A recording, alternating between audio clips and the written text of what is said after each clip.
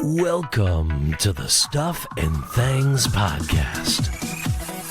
Your home for all stuff related to your favorite things in entertainment.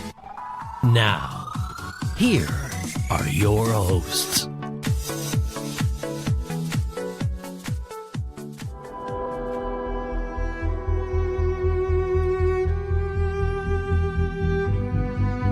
Hello everybody,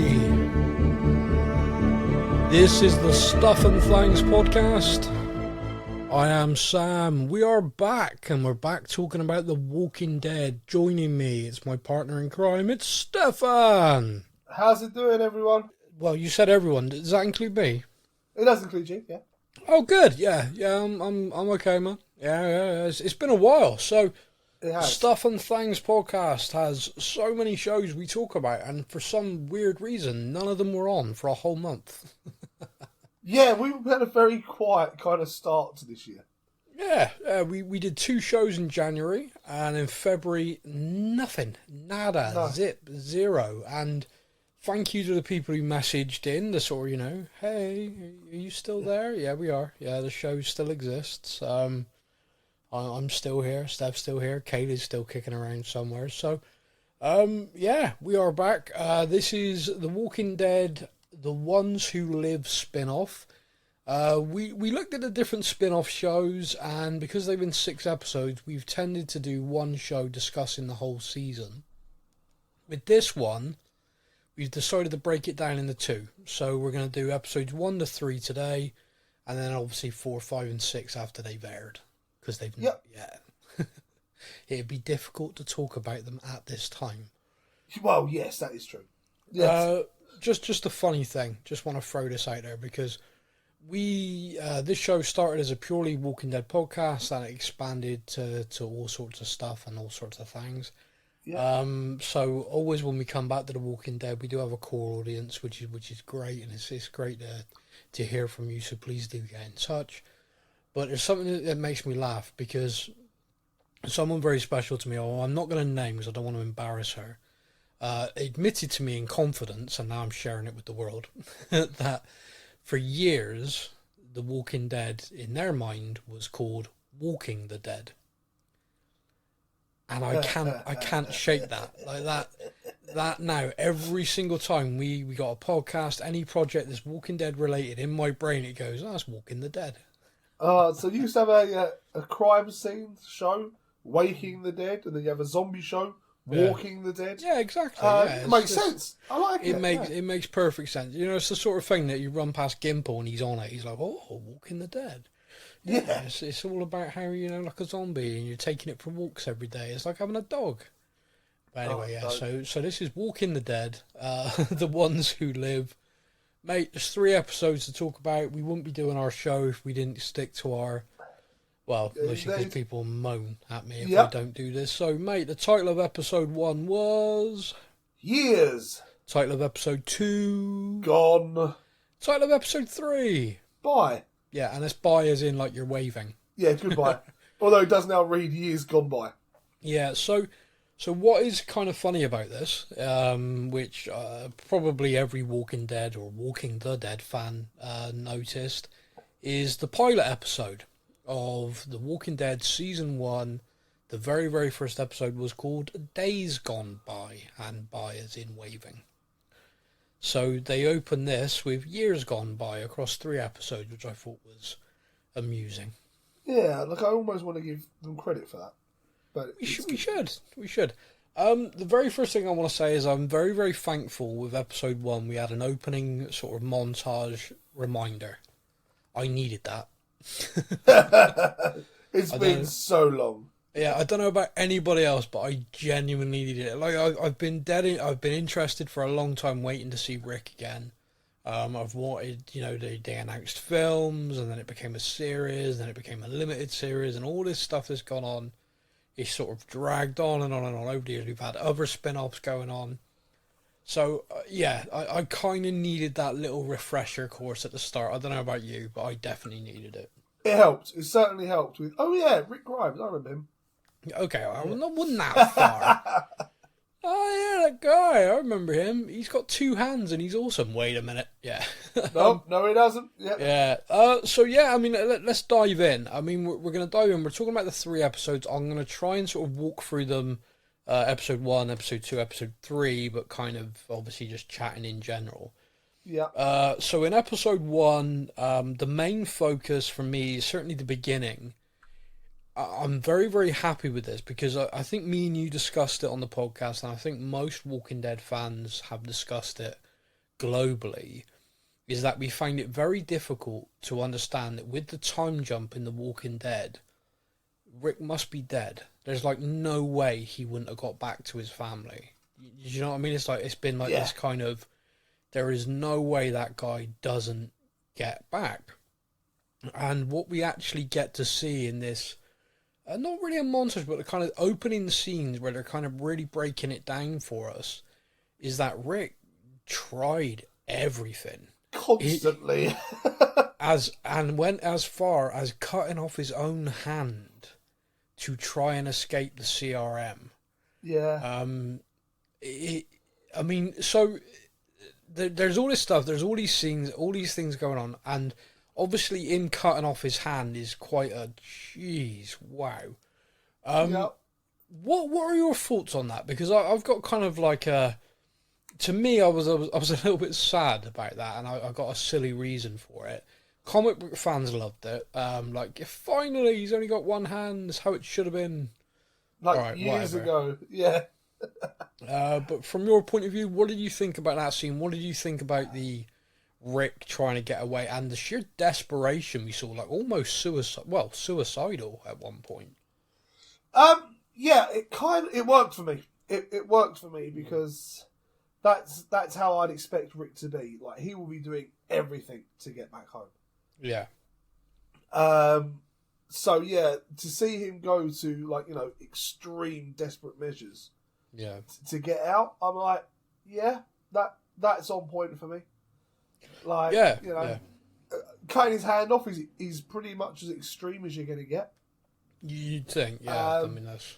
You can only imagine the feeling of being caught again after you've just done that as well. You're just kind of like, oh, for Christ's sake. Like, that should have been the one that got me away. Come on. Yeah, I mean, you cut your own hand off to escape, and you're caught within minutes. That's just like, oh, damn it. What exactly was the point? You know, it was. Yeah, I could have kept the hand. Yeah, I mean, he basically nearly bled out as well. So, yeah, I mean that scene was pretty hardcore. We know Rick is exactly that, so that was crazy to me. Yeah. Yeah, Consignee Grimes, as he's known. The thing that kind of, like, for me is, like, I always look at these things, and I say this a little bit with Marvel and stuff as well. I don't think you can adapt a comic book to TV page for page, word for word. I don't think it works. No. I think you have to, the word adapt, you have to say, this is the source material, this is the storylines, etc., but what works in a comic book doesn't necessarily translate to good TV. I think we've seen that with The Walking Dead. I think the early seasons was an adaptation of the story. Gimple tried to make it almost word for word for a few seasons, and it didn't work. Or it didn't work as well. For a lot of people, it didn't work. I know a lot of people listening, it's like, I loved it, and that's fine. But you only got to look at the viewing numbers to see that a lot of people didn't. So, you know, there was a big drop off. So I looked at that and I sort of think, when you take someone's hand off, for example, in this, then you are then constantly, you know, like CGI budget or whatever, you are then constantly having to think about that, work around that and stuff like that. So I completely understood, if you've got a title character in Rick and you want to make a show that's multiple seasons, you don't cut his hand off early on. you don't do it, because you're just creating a problem for yourself. So they created a character in Merle and kind of had his hand go as kind of like a homage to that aspect in the comics, in the show.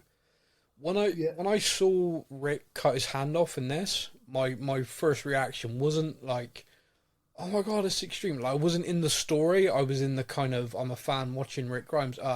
We're definitely not getting more of this then. But I love. Does that make sense? Yeah, I get what you mean. I love the fact as well. Like, the bit that made me chuckle was, like you say, CGI budgets and everything else, and you kind of like, oh, that's a big thing to have to do, like every show. Yeah. How they've got around it is, Andrew, what you're going to do is you're going to have a fist in every scene. Yeah. You're going to put a glove on it. Yeah. Perfect. Yeah, I mean, it is. Yeah, it was we easy. all know he hasn't got a hand, but for all intents and purposes, make a fist, put a black glove on. He now has an Assassin's Creed weapon. That's all I saw online. So yeah, I mean the CRM basically, we can upgrade him, we can rebuild. So yeah, I mean he ends up just having a pretty badass weapon instead of a hand, which is very, very on point for Rick anyway. Yes. We meet some characters within this opening episode. First character I'm going to talk about is Thorn. Thorn is a South African character, which I find very difficult because the minute I'm watching her, I start going into my South African accent straight away.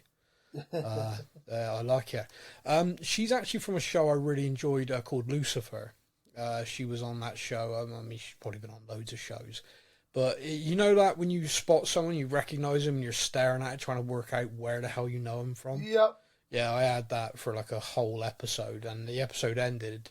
And as I'm like going to IMDb to, other search engines for movies are available, as I'm going there to like try and see who the hell it was and where, I literally remembered as I'm looking her up. I'm like, oh yeah. I know where from. Yeah. Yeah, so if anyone didn't realise that was Maze from Lucifer, that's who it was. Or who it is. She's still in it. What are your first thoughts on this character? We're in episode 1. She's a consignee like Rick, kind of a bit. I think she's half cut in one of the scenes. Yeah. But yeah. My first thought was, don't dare put a love interest in this. Like that was my first thought. Was I don't care how long he's been away from Michonne. Yeah. Don't do it, because when Michonne finds him and he's like, this is my new wife, that's not going to go down well with anyone. No, that could be awkward.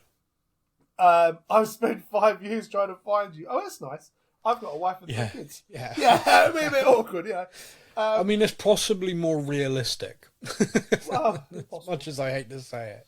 But no, as a character, I quite like her. I didn't know what side of the line she was on, and I've got to be honest with you, 3 episodes in, I still don't. I feel she dances on that line. Yeah. But I also feel like Rick dances on that line at the moment in this show. I'm not sure. I mean, she is in episode 1 anyway. We kind of learn that she got recruited by a guy called Okafor. And we learn that Okafor is also very much wanting Rick to be part of the CRM, not just a consignee. And he was the guy, in the after credit scene at the end of The Walking Dead season 11, the helicopter finds Rick and is like, consignee Grimes. The voice, there's like, come on, Rick, that's Okafor. In case anyone didn't realise, that's who that was. So he's clearly been rounding Rick up from his escape attempts for a while. Probably getting fairly bored of it. Probably, but seemingly not. And this is a question I want to put to you. Now, obviously, look, the plot armor. We know that. If you are the CRM, and you've got this A's and B's system, which I'm going to touch on next, by the way, because finally we have that explained after, I don't know how many years. Thank you, Okafor. You finally put me out of my misery with that. And it was nowhere near as fun as I thought it was going to be. But no, it was kind of a bit of an anticlimax. Yeah, but you have this system, and why don't you just shoot that guy? And now I know they've kind of storylined it to show that Okafor sees something in him and he's kind of protected him, but that guy who's basically got Grimes attached to him when he cuts his hand off, surely you just barrel him, don't you? It's like, you are not worth this amount of hassle. Well, yeah, you think to yourself when you're like, no matter how good you think you are, or how much help that person may be, if you are spending that amount of resources to track the guy down every month, don't worry about it. Just take them out. Just when you consider how ruthless they are, which is a subject matter we're going to come on to, it just seems odd to me that like no one at no point, not one just CRM soldier when Okafor's not there has gone, do you know what? He's running again. Bang. Done. Job over. I don't have to chase him anymore. Yeah. Oh no! Look, the walker's got him. Oh, yeah. Oh no! Look at him. Did you shoot him in the leg first? No. Yeah. So yeah, it was done on purpose. Yeah. It's an odd one that I mean, like you said, plot armor, and that's fine. You know, it's telling us a story, and every show and every movie has that. But it did kind of make me chuckle that like he must have been that much of a pain in the ass. But yeah, so the A's and the B's. Ever since Jadis says I have a B or an A, and like it was Rick, we've always kind of wondered what the hell this was. Now this does actually kind of tell us that Jadis helped Rick in this instance, because she told them she had an A. I've got an A. They came in and then she said no, it's a B, and we've always been kind of like, don't really know where this is. Surely an A's better if you're an A. But with the CRM, if you are an A, you are a leader. You are someone who can inspire others. You are someone that is self-reliant. You're not a worker bee. You are a leader, and therefore the CRM torture you and kill you. That's how they treat A's. Yeah. Now, when that was explained, I was kind of like, oh, okay, so you're a good leader. People follow you. You have good morale building and dead. Yeah. You're a grunt. You're good for nothing except for clearing and moving stuff. Oh, we'll keep you. Yeah. I was like, okay. In essence, what they are doing is they're building a society of people who are subservient. Just followers. They don't want anybody in their society who could be a rabble rouser, who could inspire others. They want people who keep their heads down, don't raise their voice, say yes sir, no sir, 3 bags full sir. Yeah. And that's what they're doing. So yeah, bees are subservient. Something Rick's most certainly is not. No. And neither is this character form, which you can pick up straight away from the first interaction. She's like Rick. She's a survivor. She tells the story about being on the boat, dying, and kind of being okay with it. when Okafor found her, and she tried to kill him. Okafor's got a scar where she shot him. It makes me laugh because they have all this A's and B's thing. If you're an A, you get killed. If you're a B, you come. But clearly, these two are A's, so they're checking social. Like Michonne as well. She gets found. She's clearly an A. But no, it's fine. We'll let you off as a B. And it's kind of like, they are not very good judges of character. Well, yeah, I mean, that's kind of an interesting thing, because we'll come on to the Michonne thing, because, yeah, she kind of lies her way through that, like, induction interview. But I don't think anyone really buys it, and there's, like, a kind of... Because you remember Rick goes to newly promoted Thorne, and it's kind of like, vouch for her, get her in for me, she saved my life.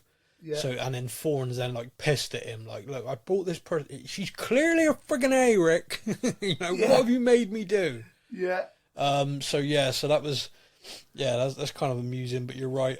So Rick, he's tried to escape. We've seen that the whole way through. He's fought Okafor. He's even demanded Okafor kill him at one point. Okafor's like, no, you don't understand. The CRM is this, that, and the other. And we do get a very brief kind of history lesson on how the CRM came to be. And it's pretty friggin' dark, man. They're not exactly well-established people that have just kind of naturally risen to the top. They have, they've done some things. Well, yeah, I mean, Serum have definitely done some shit, but we go right the way back to when the apocalypse started, and the US government ordered the bombing of their own cities in some sort of vain hope to contain the virus and kill it. Yeah. We knew that happened. It was in the comics and also in the show. All these major cities got hit. We knew the military was overrun. And this guy Okafor was basically a lead pilot of a bombing group coming in to bomb this area. And he instead elected to bomb the military that were moving in to save all of the people. Yeah. And one of the officers in the military that he bombed was his wife. which was kind of like one of those moments where you hear that and you go, oh, wow. Yeah. So the whole CRM kind of grew out of this kind of, they established this, their own kind of, we're not part of the US government, we are on our own now, and the actual military that were stationed there, the Guard and etc., became the CRM, became this, civic republic military protecting this city, which, as they call it, is like the last light of the world. They literally call it. Yeah. And it is a military base. Like, you see the footage of this, it is full on. There are hundreds, maybe thousands of soldiers. They've got vehicles, helicopters. It is a full-on working base. Yep. They have everything they need. It does also make me think that Oakenfold aged incredibly well. Yeah. He's done well. He's done well. Like, I know how much I've aged since the Walking Dead show started. Yeah. And he's doing better than I am. If he was there flying helicopters at the start.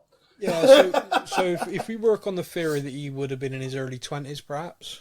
At least, yeah. Yeah, so he's now, early 40s, or late 30s. Yeah, he's done well. He's done well. Good looking boy, good genes. That was like the first thing. I know it's really silly, but that was like the first thing I thought when he said about he'd done all this before as the world was falling. My first thought was, "Jeez, you've done well." Bless you. He's had good skincare in the apocalypse. Yeah. He definitely has. Yeah. So this episode sees Rick seemingly resign himself to, okay, I've tried everything. I contemplated killing myself, but couldn't bring myself to do it. Yeah. This is my life now. I give up. And you've been writing letters to Michonne. You've been having these dreams about Michonne as well, which was like a kind of a fun visual. Also was kind of good because these dream sequences they filmed completely threw off all the spoiler community, which is very funny. But yeah, so these dream sequences, they were kind of standalone, kind of just showing us that he was thinking of Michonne every day and wanted to be with her. These letters and everything, and he ended up burning the lot, getting rid of it. He kind of gave up, which was, don't get me wrong, they did demonstrate that it had been years and years and years and years of him trying to leave. Yep. And he finally got to this point where he was resigned to it. He's with Oakenfold, and they're on a helicopter that Rick is flying because he's been trained to fly a helicopter now. Badass. Yeah, Rick keeps getting more and more badass, let's be honest. Yeah, CRM military helicopter.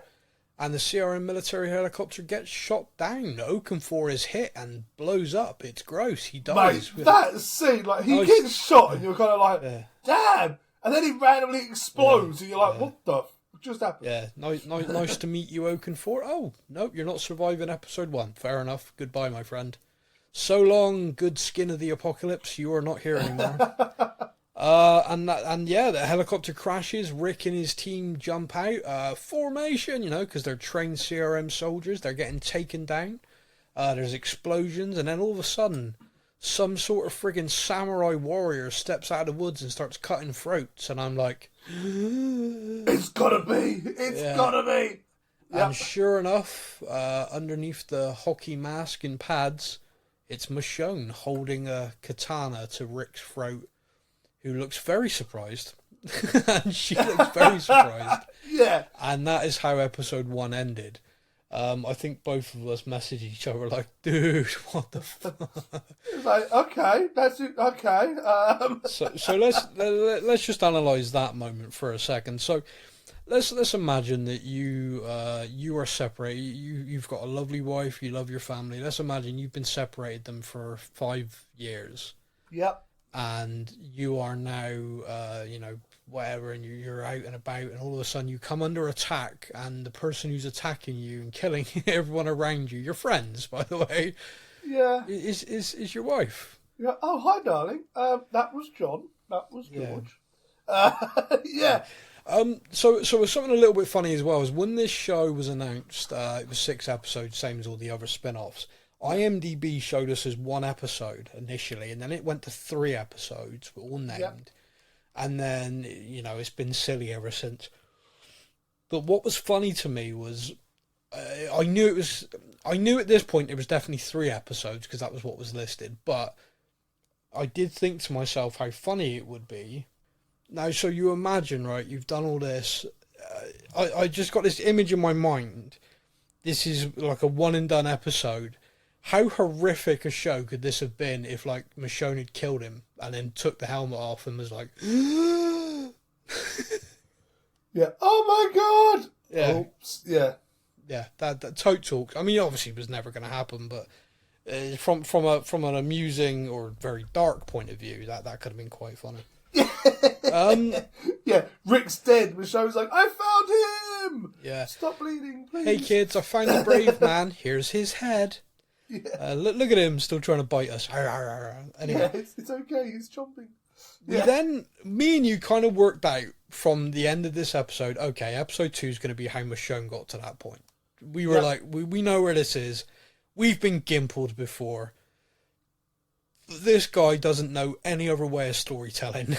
it's just... But okay, fine. I've enjoyed episode 1. Give me episode 2. And I also enjoyed episode 2. I'm going to say this right now. And it is Michonne trying to find the brave man. I'll tell you something that happened in this episode, which I kind of liked, but it was kind of throwaway. She meets this group, doesn't she? Yes. Now, what's different about this group is they're nomadic. They're not setting up a base. They've got wagons. They're moving around all the time. I kind of loved that. Yeah, I was like, yeah, that's the first real nomadic. I mean, I know the Whisperers were technically kind of nomadic because they moved like a friggin' herd or whatever, but they used to set up their camps. These guys, in their wagon trains, not wearing the skins of the dead. I liked it. Constantly moving. Just moving and moving. She befriends Aiden, Bailey, and Nat, and a small group break away from the nomadic group to help her because she bravely saves Aiden and Bailey. Now their whole setup was a bit messed up, wasn't it? Really. Oh, like leaving people behind. We don't stay for people. You stay with us or fuck off. And I was like, which kind of I mean, every single group we know has issues. You remember remember our group with the 3 questions, like how many people have you killed, how many walkers, and stuff like that. So every single group has some issues. we all know this. But I looked at this and I'll tell you a visual in this which I really liked, and I know it was pure CGI and stuff, but I thought the visual was actually really well done. Was that monstrous herd? I thought that was really kind of like, oh wow. And also I liked the character Nat was trying to explain to Michonne that they've tracked like migration patterns of walkers. Like, they all stumble this way. It's about 3 or 4 weeks until they've stumbled on.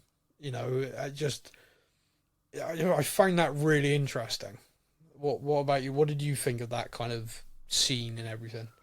Yeah, I always love a monster horde. Like, always love seeing the monster hordes. I don't know what it is. If it's just a visual thing or just kind of, I would expect that is how it would go in. Let's put the quotations real life. Yeah. Yeah. You would expect they're kind of drawn to each other because of the smoke. So to see a super horde. Yeah. And then they kind of give it this weapon that you kind of throw into it that just blows up pockets of it. Yep. And I'm like, oh, that's cool. Like, that's cool. That weapon, I believe made by Nat, was very cool. Just kind of whistles in. They all go, oh, noise. Boom! And I'm like, how awesome was the visual as well of them setting off the charges to split her right down. Literally, like, parting the way. Yes, yes. You just like, let my people go! Like a real, biblical epic, the parting of the dead.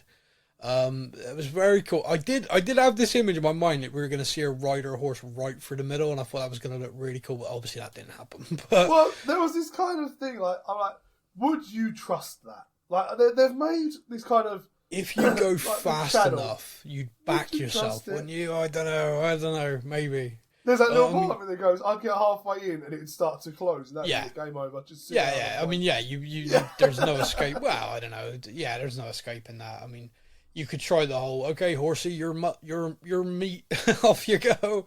Yeah. But yeah, no, you're dead if that happens. But I did think that was going to be a fun visual for like riding right through, and it sort of gradually closing behind her, like as they're like, oh, fresh style. Meat, yeah, like a boulder of dead rolling after her. No, da, da, da, da, da, da, da. So yeah, so that was kind of fun to me. I like the visuals of that.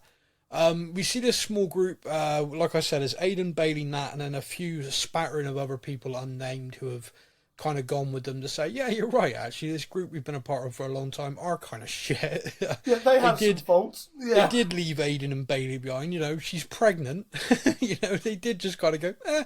And it was like the sister of like the leader as well. Yeah, it wasn't like it was a random stranger. It was her sister. Yeah, it's like that doesn't bode well for us. So Michonne's like, look, you help me out, get to this place. Then you can all come back with me to Alexandria. This is a great place. Great, she doesn't know anything about the Commonwealth right now. So, yeah. But by the way, I had to remind myself. I was like, she left before all of that happened. So she's like, oh yeah, everyone back home's good. Everyone's happy. Yeah. I also do still judge her from a parenting point of view. You've left 2 kids in the apocalypse. I have no idea what's happening back there at all. Yeah, I'm not okay with that still. I mean, I love Michonne, I love Rick, but come on, guys. Better parents. Yeah. It's like going out for tapas in Portugal. Anyway, I won't make that joke. So, they have this small group, and they're there, and they're sort of moving their way through like a city that's kind of dead, and Michonne sees a helicopter. Yep. A running theme in The Walking Dead, which I love. And this helicopter circles back, and they're all just kind of like looking at it in amazement. And I'd imagine you would. Imagine you're that many years, you're like a decade in. You see this, it's like, wow. I have not. Holy shit, a helicopter! You would just stand there and look, wouldn't you? You'd just be like, kind of like mouth open. It'd be like seeing a plane go overhead. Like, oh, wow. Someone's on holiday. Somewhere in this world's okay. Yeah. You'd be freaked out a little bit. And then, so 2 parts of this. First part I want to discuss is you're stood there, you're kind of in shock. The helicopter turns and opens fire and just drops these gas canisters. It's mustard gas. It's horrific. Yeah. Horrific, right? So the first thing I want to say to you is how great visually, like as a watching audience, how amazing a kind of visual and horrific. But how amazing a kind of visual was that? Because I thought they did that really, really well by kind of, in this smog, in this haze, the burning, the way it was killing. It was horrific. But I thought it was so well done and so visually kind of like, wow. Yeah. That was good. So your thoughts on that, and then I want your thoughts on why in the hell are the CRM just randomly killing people? Okay, so on the visuals, and then what you think the CRM are playing at.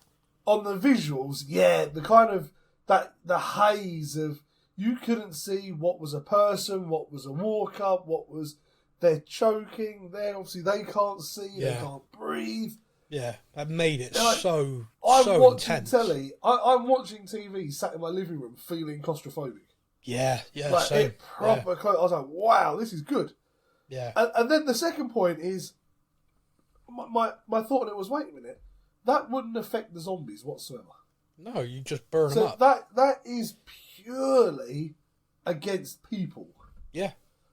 So, I mean, we already know the CRM are arseholes. Let's not. We know because it's reiterated in this from that awful show, The World Beyond.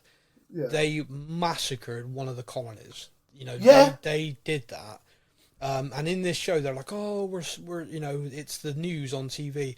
This is fallen. It's so terrible. And we're kind of like, well, we know what happened there. Yeah, so you lying bastards. So we know. But I get the kind of, if you are bringing people in, A and B thing, I get the secrecy aspect, I guess. Yeah. But what the, you're just flying around. Oh, look, there's some survivors down there. Let's kill them. And that's the thing, like, was it a case, do you reckon, they flew over, saw them and went, hold up, went back for it? Or are they literally just doing random scatter attacks to try and just kill as many people as possible? But here's the thing, is like, if you kill people, you are adding to the dead. Well, you're adding to the problem. Let's be honest.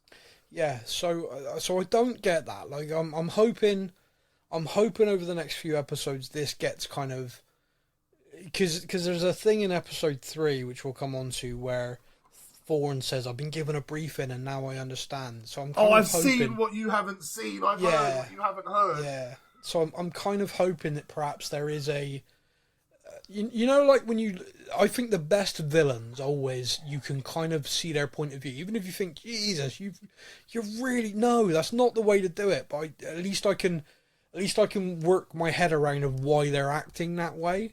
Yeah. Don't get me wrong, some people just being complete psychopaths is also compelling, but when you've got watch, if nothing else. Yeah. Yeah, when you've got an organisation like this military based kind of, and they all appear to be sort of rational thinking, it's like, okay, so why are you doing this? I have a theory. Adding to your problem. Yeah. I have a theory. Should we do the theory now? Yeah, let's do the theory now, because I'll forget otherwise. My theory is they've worked out that they have to eliminate, everyone's infected. And I think they believe the only way of actually getting to the point there is no infection anymore is to kill everyone. So we are trying to develop a vaccine or whatever, so the next generation is born don't have this infection. Yep. But everyone who's alive now is infected and needs to be killed. That's my theory. That's because it's the only thing I could wrap my head around is what you would do that could justify just going out straight up murdering people.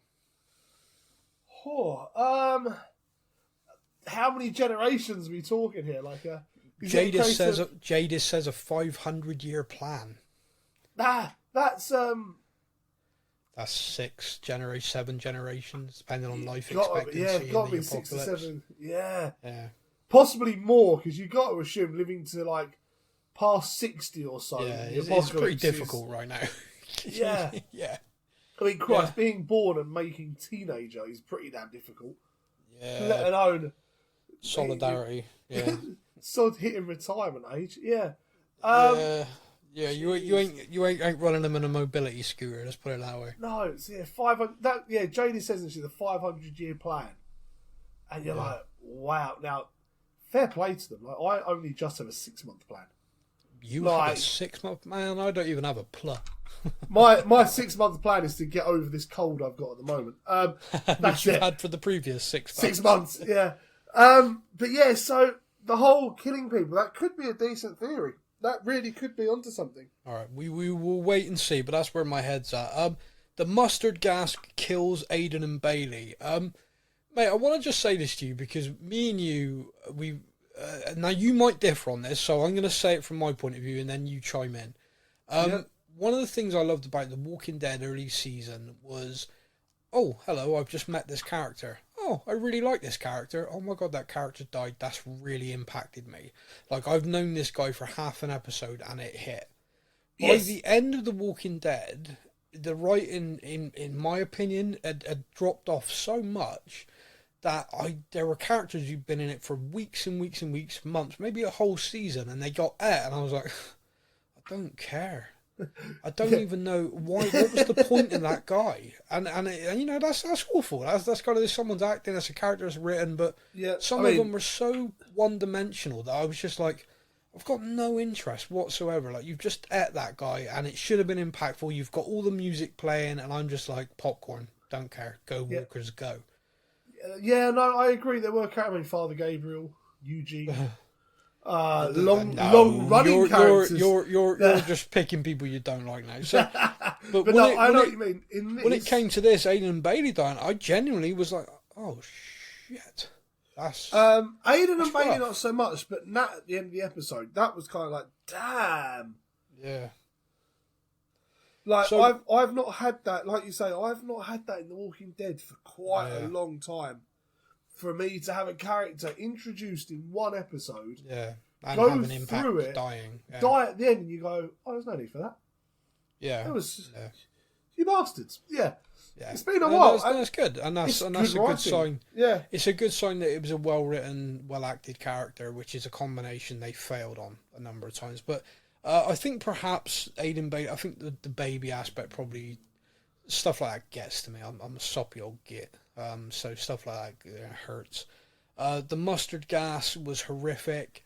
Nat and Michonne, you literally see it takes them a year, and they do a really clever way of demonstrating that to us with the seasons on the glass that she's sort of staring at. So we see an entire year has passed where they've literally been trying to recover, get their lungs back working, and they both managed to recover enough that they can move on after a year. Horrific, like so bad. They finally get to this location where Michonne thought she was going to find Rick. She gets there. He's not there. The place has been completely shut down and just piles and piles of dead bodies. CRM have gone through there and killed everyone, basically. We know that from the audience because we can see the organisation and the way it's been done. It's a slaughter. She obviously then is confronted with, if he was here, he's now one of these bodies. You know, he's dead. Yeah. Nat for a while has been trying to say to her, look, even if he is still out there, you are running the risk every day of dying trying to find him. You've got kids. Get back to your frigging kids. You know, let's go back. Yeah. I'm kind of with him on this. I'm still judging her so harshly for her parenting at this stage.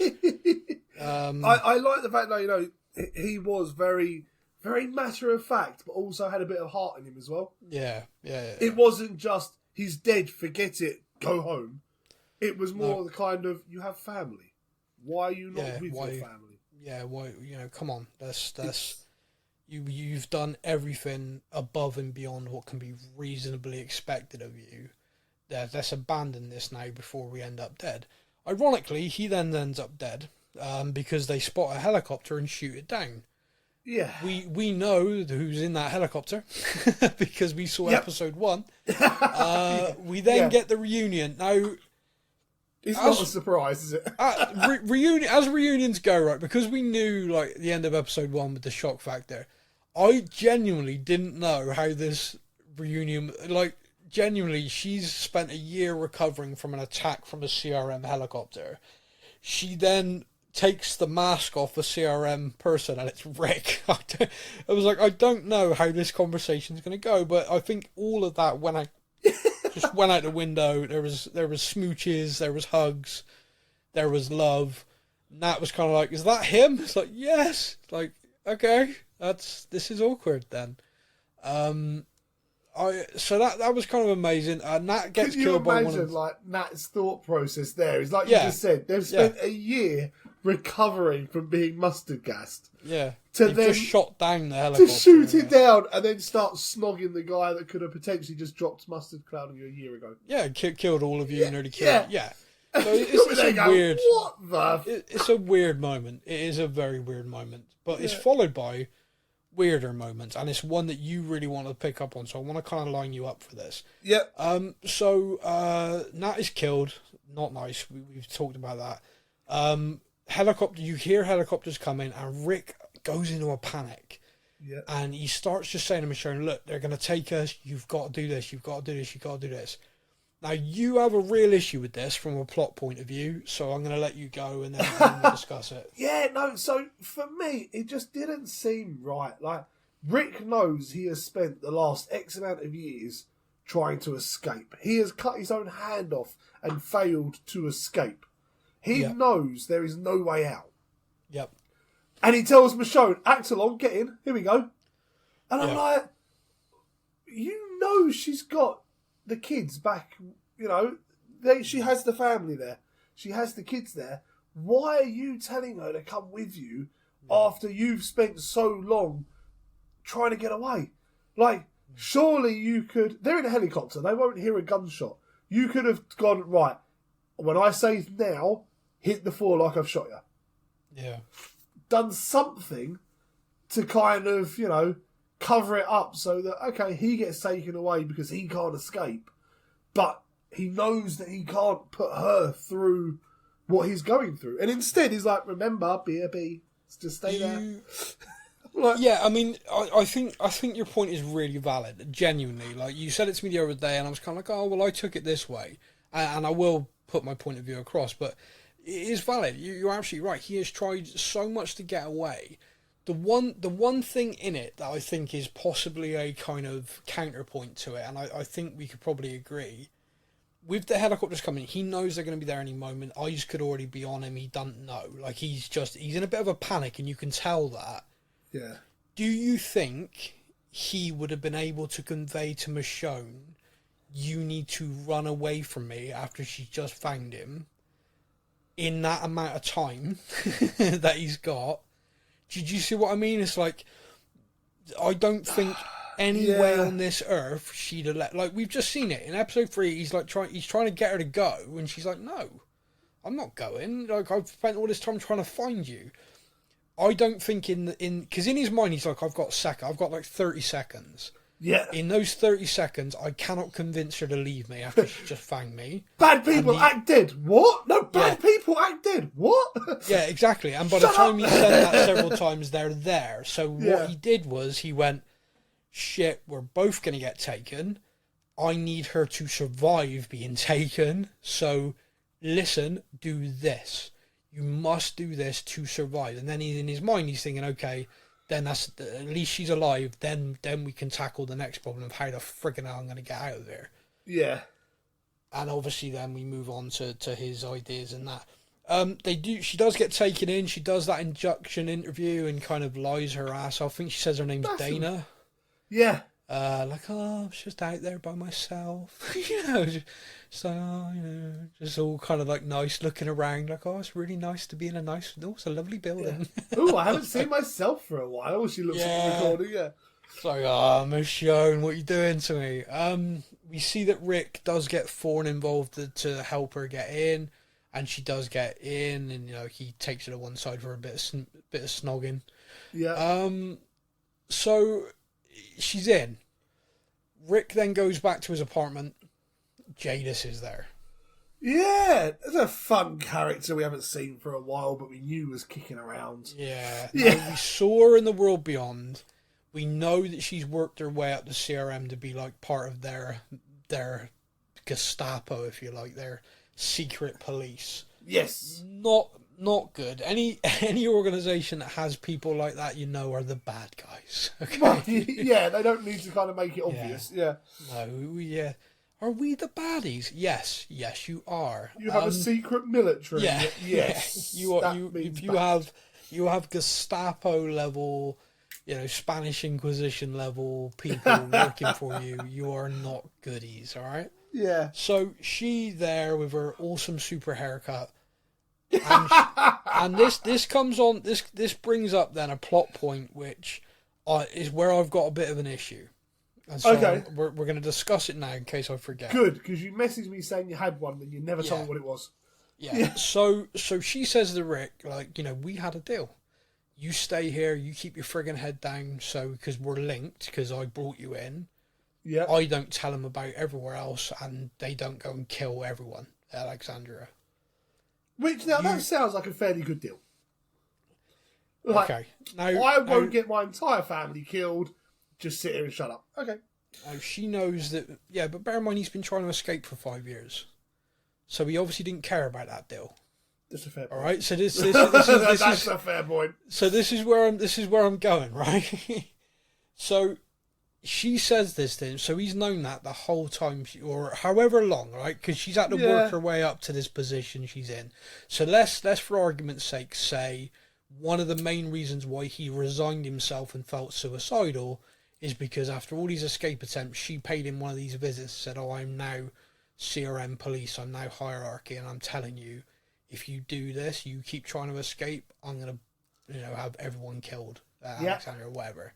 So let's okay, right, fine. That's what we're going to assume. That's what's happened. That is part of the reason why he gave up. He's then in a position, and this is where I've got this plot point where I'm kind of annoyed. Okay. Throughout all of episode 3, because of what Jadis says to him, he is trying to get Michonne away, because Jadis knows Michonne's there. Yes. He tricks Michonne into saying we're going to escape and it's just her. Leaves her a note, I love you, all this stuff. Yep. Why not tell her?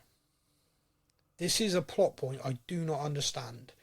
If he said to Michonne, do you remember Jadis? Yeah, she's here. She's one of the high-ups in the CRM, and she can and will kill everybody at Alexandra, Hilltop, everything, if I leave. I have done a deal to get you out and get you back to the kids. I will do everything I can to get home one day, but if you don't leave now, neither of us are getting out, and she will kill everybody. And the kids are in trouble, yeah. Yeah, I need you to get to them and get them safe. I need you to, tell everyone at Alexandria they need to move. You need to find a new location. Where we are currently is no longer safe. It's compromised. Yeah. Go find these, please. She would hate it, but she would leave. Yeah. Because she'd know that is the right thing to do. So why not tell her? And it's a plot point. It just aggravated me. Because he goes as far as tricking her into trying to leave and saying, I love you, goodbye.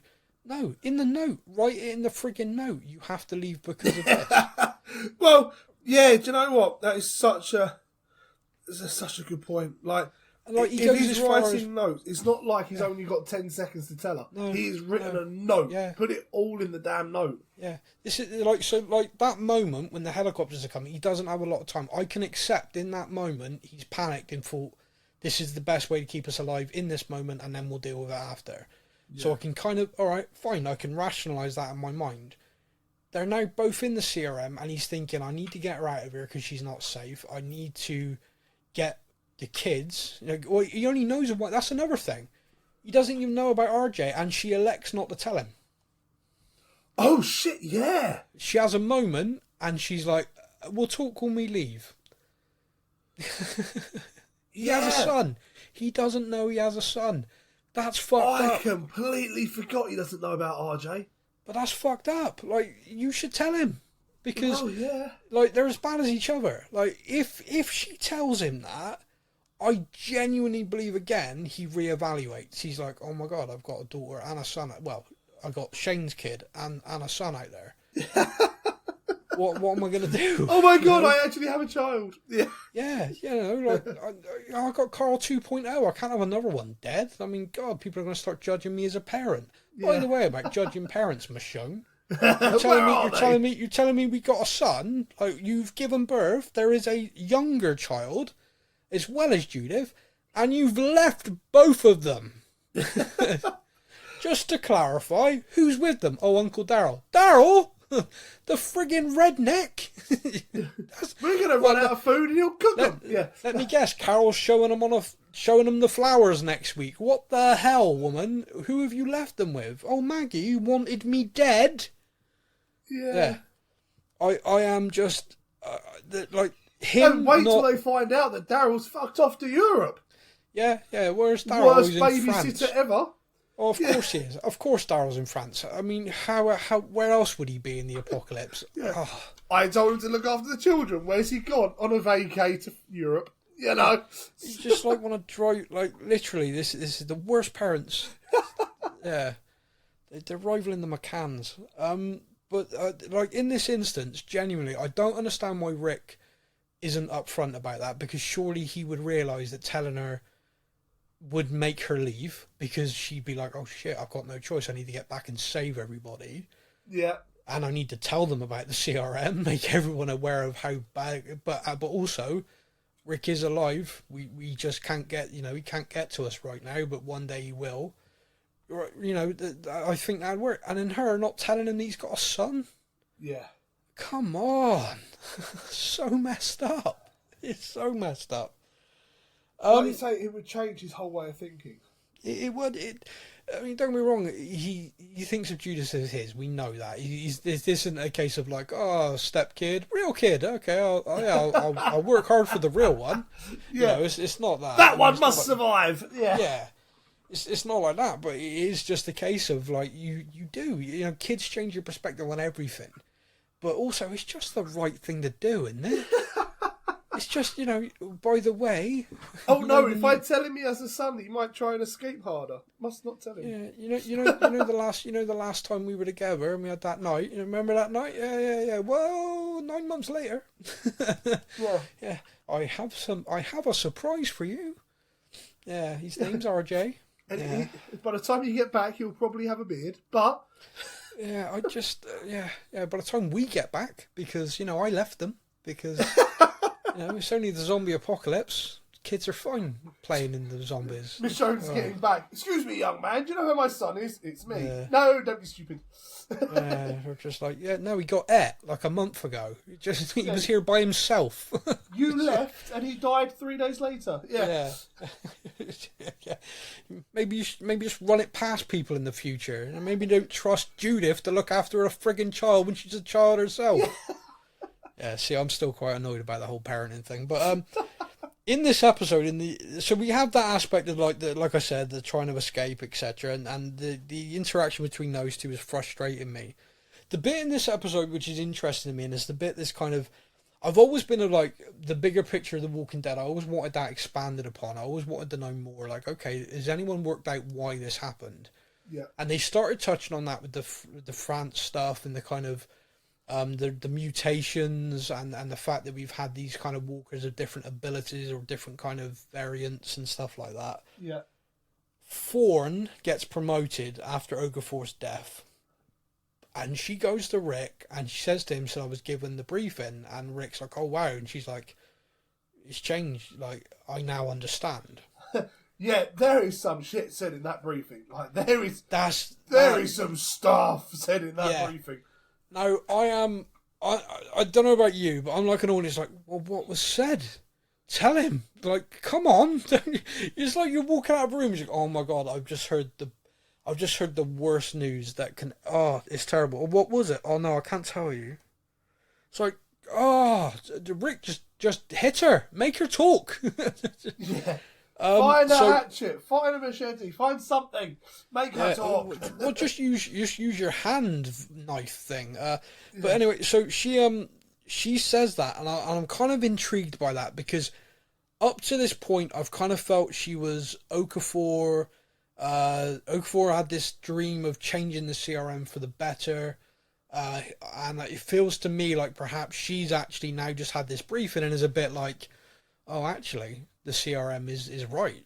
Do you know what I mean? I don't know where she sits now. Making comments about, I'm not Okafor, I'm not him, and it's like, oh dear.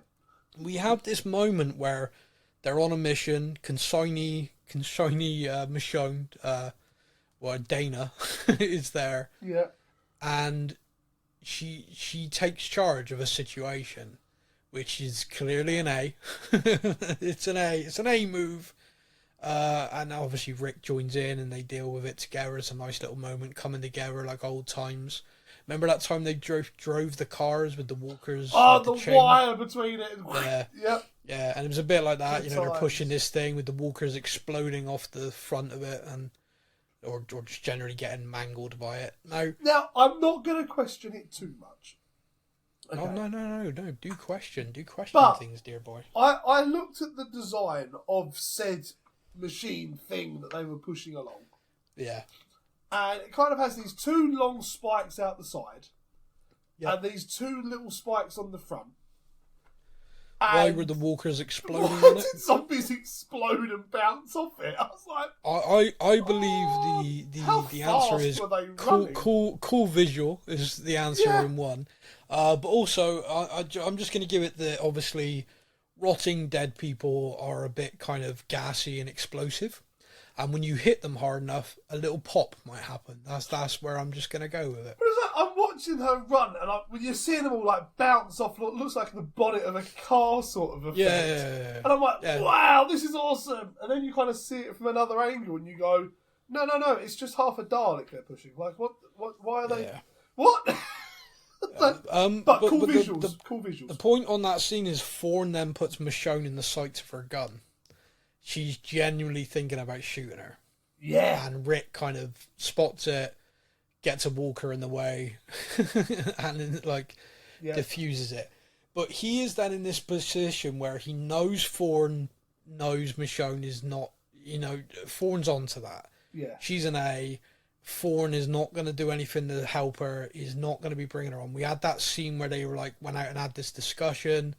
And like you said, Thorne says to Rich, I am not open for her. It looked like she was going to kill her at that point, and Rick draws his gun. She's like, you drew your gun? He's like, yeah, to back you. It's like, were you though, Rick? That relationship's now dodgy. Rick knows that. Jadis is there. Michonne sees Jadis. It's like this whole thing is now spiraled. And Rick, again, rather than taking the opportunity to say, Jadis is here, she's high up in the CRM, and she's going to murder everyone we know unless you shut the fuck up and listen to me. He breaks up with her. Yeah. We're done. We're over. Never liked you anyway. Everything we had is over. It's done. Yeah. I prefer bold women. Oh, wait. Yeah. I do not get it. I'm totally and utterly bewildered by that. And then I'm even more bewildered by the ending, because they're in a helicopter. Rick's taking her back. Yeah. He's been charged with the mission. I'll take this consignee back. And she grabs him and they jump out of the helicopter. Now, I have worked in aviation. Never flown at the low levels that helicopter was flying along. No, but could at you the clarify? same time, I've never had the thought of just jumping out. Yeah. I would like to point out that I've never worked in aviation, but I am aware of a thing called gravity. Yeah, I was going to say that's my next point. And I know that ground hurts if you jump, and as the man who jumped out of the skyscraper said, he was alright for the first 30 floors, but the ground was a bitch. Yeah. I don't know. I as an end, it felt to me like the end of episode 3 was a bit like the end of episode 1, which was like the what the kind of moment. Yeah. And that leads us in. I mean, obviously they're going to have landed in water or they're dead, so we know that. We know there's a splash coming. we know episode 4 they're both going to be walking out of a lake soaking, oh, what did you do? Oh no, and we're going to be like, oh, look how that worked out. In the dark, there's no way she knew they were over water. No. I'm telling you now. So, if we take this as she had no clue, because you're not going to hear water with the helicopter going. It's pitch black. You're not going to be able to see it. And by the way, she's just staring a hole in Rick anyway. Yeah. It's so not she like grabs she's out him. the window going, oh, trees. So she grabs him and launches him out of the helicopter. I mean, is she trying to kill him? Is she trying to kill both of them? Once again, parent of the friggin' year. If I can't Judith, have you, no one can. I found the brave man. Yes, that was it. If I can't have you, no one can. That's it. I saw the way you looked at that woman, Thorne. That's it. You die. I did. I watched them jump. It was one of those moments that it happens. You pause it, you rewind it, and you watch it again just to go. No. She did do that. There was no kind of secret wink or anything. No, she just grabs him and goes. Yeah, she grabs him and launches him out of a friggin' helicopter. I watched the entire scene to try and find where she secretly puts the parachute on. Or anything like that. I'm like, what the feck? Oh yeah, the old parachute definitely there. Does Rick have one on as part of CRM kind of? Because he didn't when they shot the helicopter down. He wasn't wearing one, but maybe because he's in the back, it's CRM protocol to wear a parachute. I don't know. What the heck? And surely the person in the helicopter is going to realise there's people missing. Yeah. When he lands at the base and goes, "Oh, so who have you brought back? Oh, I've brought back these two. Oh, where'd they go? Oh, the door's open." Yeah. Can he not feel a breeze through the helicopter that the door is open? They have just jumped, like you say, in the pitch black, absolute pouring with rain. Yeah. Mental. They are going to land on a big cushion of plot armour. So, I mean, that for me, that covers everything I wanted to cover. Is there any other bits you think I've missed from those 3 episodes? I don't think so. Just the fact that I'm kind of, I don't know if it's just me, but I am definitely waiting for a cameo somewhere from that god-awful World Beyond. Someone we've had Jadis. We've had Jadis, yeah, but surely one of them has to just appear somewhere. No idea. Just to give us a little bit of a, there it was, worth watching that shit to be in. No, I don't know. But yeah, I mean, overall, let's just say, we've had a lot of fun with stuff in this, but we do that anyway, and we wouldn't be having fun with it if we weren't enjoying it. Because if we weren't enjoying it, we'd be just like... Trust us. Go back and listen to our podcast from the World Beyond. Compare our attitudes. Yeah, we didn't enjoy that at all. No. We're laughing and smiling on this one. Let's put it this way. That show was not aimed for us. No. Let's just park that over still there. Not convinced it was aimed for TV, but lovely bit of teenage angst. Oh, can't beat it. Like the OC does Walking Dead. But anyway, so I've really enjoyed these 3 episodes. I think they've been really well written. Something I've not said about The Walking Dead in a while. Brilliantly acted. They got some great character actors in here, bringing people to life and really interesting. Yeah, I think. Rick and Michonne, Angelique and Denai Guerrero, they're brilliant, and they know these characters so well that it's kind of that you feel like they just kind of put the uniform back on and just whoomp straight back into it. Just kind of it's really, really good, really strong. I'm really enjoying it. I'm looking forward to the finale, the final 3 episodes, and I'm looking forward to talking about it with everybody. I've got my dark theory, which we'll see. We'll see if I'm right about the CRM. Yeah. There is this discussion at the moment from a certain Mr. Gimple that he views a conclusion to The Walking Dead as a series bringing all of the spin-offs back together to one final 6-episode run to bring it all to a conclusion. That's fine. I mean, that's kind of an interesting aspect. We know the Daryl Dixon show's got a season 2. We know Maggie and Negan's show's got a season 2. This, by all accounts, is one and done. Whether that means that we will then see these characters show up in a finale, or hey, they might not even survive a helicopter fall. The next 3 episodes might just be all about the CRM. Well, scraping them off the ground. They jumped from 50,000 feet without a parachute. What did they expect was going to happen? I found a hand. Yeah. Oh no, wait. It's just a knife. All we found was a katana and a 44 Magnum. Anyway. Yeah. So yeah, that is us. That is us out. So thank you to everybody for listening. We've loved being back. Looking forward to doing the show and talking more about The Walking Dead with the final 3 episodes.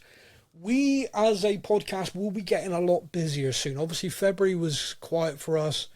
March, we're finishing off The Walking Dead. But then when we go into April, we've got a brand new show, which is another video game adaptation to the big screen. It's called Fallout. It's Amazon original.